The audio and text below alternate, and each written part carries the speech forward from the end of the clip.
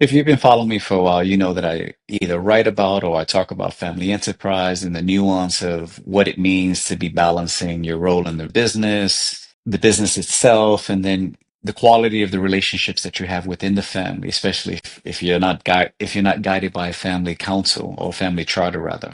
And often when I meet a first time prospect who's in the universe of family enterprise, I often share this real personal story that I think until now I've never really said publicly. So very few people, trusted people know this, but my father was an entrepreneur and his side of the family were a family of entrepreneurs. So I grew up inside of a family business structure.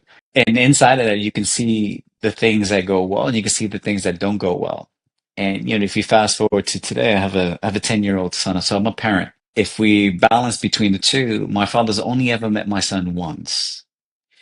Rightly or wrongly, I share the story to share that when the relationships in the family are not solid, it has a direct impact on how the business is being run.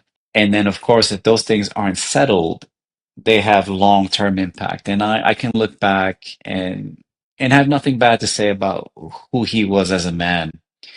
But there is a correlation between the way in which we navigated my inclusion in the family business or non-inclusion and the current state of things today as it pertains to whether or not he has a relationship with my son. And I say that to say that I've lived through the nuance and the tension and the real life. And I'll borrow from a friend when life is lifing, those outcomes. And yeah, I stand here today that to say that there was a lot of lessons learned, and I help to try to translate those lessons learned for clients because there are very few books. There's often a lot of advice about how you navigate a family business, but the truth is a lot of the things that do work aren't really printed in books because there's a reference to best in class and those things are great, but when you're up against the real life tensions and navigating it in real time,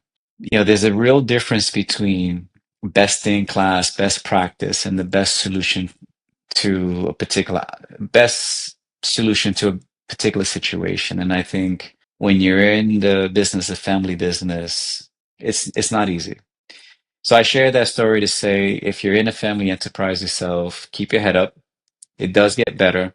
And secondly, it is a privilege to be able to be family and share this and build something together. I think that's honorable and it's worth fighting for.